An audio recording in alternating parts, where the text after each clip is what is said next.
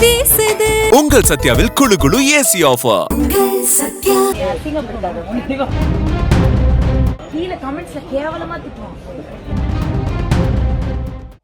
எல்லா வானிலை மாற்றங்களுக்கும் பெஸ்டா இருக்கும் இந்த ரூபிலெக்ஸ் பெயிண்ட்ஸ்.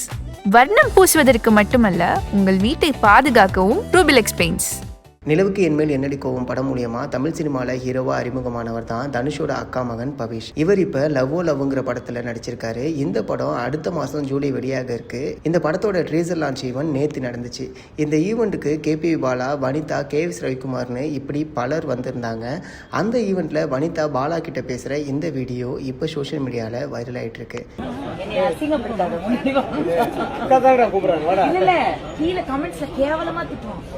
இவ பாரு முன்னாடி உட்காந்துருக்கான், அவனை பின்னாடி உட்கார வச்சுட்டாங்க. இதெல்லாம் எனக்கு தேவையா?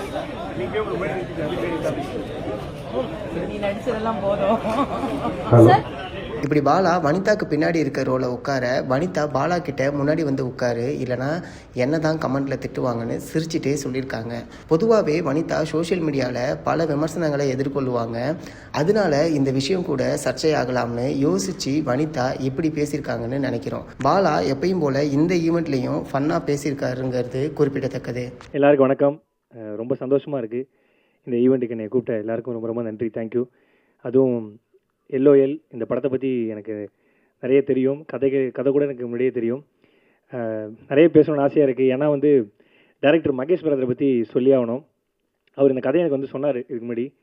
எப்படி நரேஷனே எப்படி இருக்குன்னா, இரும்பு சீட்டு மேலே மழை பெஞ்ச மாதிரி சும்மா படப்படன்னு அச்சு நவுத்துவார். ஸோ கேட்கும்போது பிரதர் செம்மையாக இருக்குது பிரதர், யார் பிரதர்? அதான் பிரதர் பேசிகிட்டு இருக்கேன் அப்படின்னாரு. இந்த கதை கேட்கும்போதே எனக்கு தெரிஞ்சு பவிஷ் பிரதர் சூப்பர் கதை, செம்ம கதை.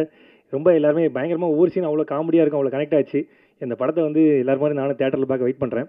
ஸோ தனஞ்சயன் சாரை பற்றி சொல்லணுன்னா, ஒரு ஏர்டெல் கஸ்டமர் கேர் மாதிரி சாரு.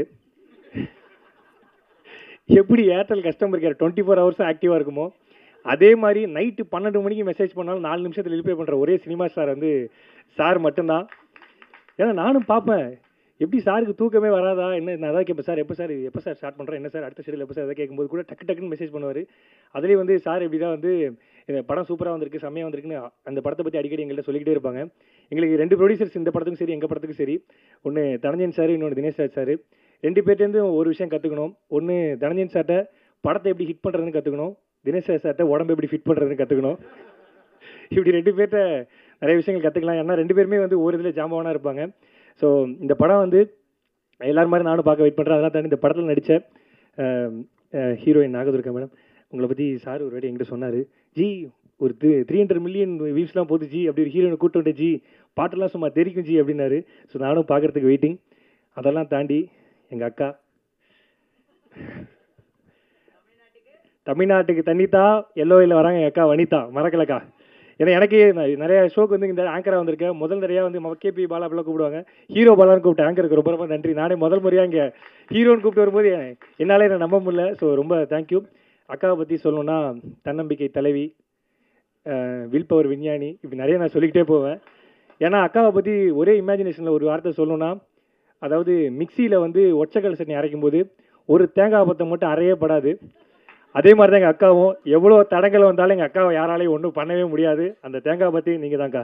லவ் யூக்கா, ஆல்வேஸ் லவ் யூ. அடுத்து மியூசிக் டைரக்டர் ஃபாக்சன் பிரதர், அந்த பாட்டெலாம் கேட்டேன் பிரதர், ரொம்ப சூப்பராக இருந்தது. அதுலேயும் ஒரு ரீமிக்ஸ் ஒன்று பண்ணியிருக்கீங்க, சார் போட்டு காமிச்சாங்க, ரொம்ப சூப்பராக இருந்தது, செம்மையாக இருந்தது. முத்தியா சாரை பற்றி சொல்லணுன்னா, ஒரே பஞ்சில் சொல்லணுன்னா, பேசும்போது ஹம்பிளாக இருக்கும், கையில் எப்பயுமே கிம்பிளாக இருக்கும். ஸோ இதுதான் சாரு. அந்த கிம்பிள் அப்படி இப்படி வச்சார்னா சும்மா தகன்னு ஓடுவார் அங்கேயும் இங்கேயும் சார். ஏன்னா எங்கள் ஷூட்டிங்லேயும் சார் பண்ணதெல்லாம் எனக்கு தெரியும். அதை தாண்டி சார் எனக்கு பல வருஷமாக தெரியும். சார் இந்த படத்தில் நான் சீன்ஸ்லாம் பார்க்க வெயிட்டிங் சார். அப்புறம் ஆர்ட் டைரக்டர் பிரதர் நீங்கள் உட்காருங்க அப்படின்னு சொல்லி எங்கள் ஷூட்டிங்கில் சொன்னார். ஓகே பிரதர் நீங்கள் உட்காந்துருங்க, நான் போகிறேன் அப்படின்னாரு. பிரதர் நீங்கள் யார் பிரதர்? நான் ஆர்ட் டைரக்டர் பிரதர்னாரு. ஸோ அந்தளவுக்கு அவ்வளோ அன்பான ஒரு நபர் நான் செஞ்சது ரொம்ப ரொம்ப சந்தோஷம். அதெல்லாம் தாண்டி எங்கள் அண்ணன் ஆதித்யா கதிர் அண்ணன் ஐ லவ் யூண்ணே. ஏன்னா முதல்ல நான் சென்னை வரும்போது ஒரு இடத்துக்கு ஆடிஷன் பண்ண ஒரு சேனலுக்கு, அந்த சேனல் அவர் இருந்தார். ஸோ அப்படி இருக்கும்போது எல்லாருமே ரிஜெக்ட் பண்ணும்போது அவர் மட்டும் தான் நல்லா பண்ணுற ஒரு நாள் வருவோன்னு சொல்லி சொன்னார். நன்றிண்ணா, தேங்க்யூ ஸோ மச். நான் லவ் யூ. அண்ணனை பார்க்குறது ரொம்ப சந்தோஷம். அதெல்லாம் தாண்டி அம்மா கேரக்டர் பண்ணேன், எங்கள் அம்மா ஹீரோயின் அம்மா, ரொம்ப நன்றிம்மா, தேங்க்யூம்மா.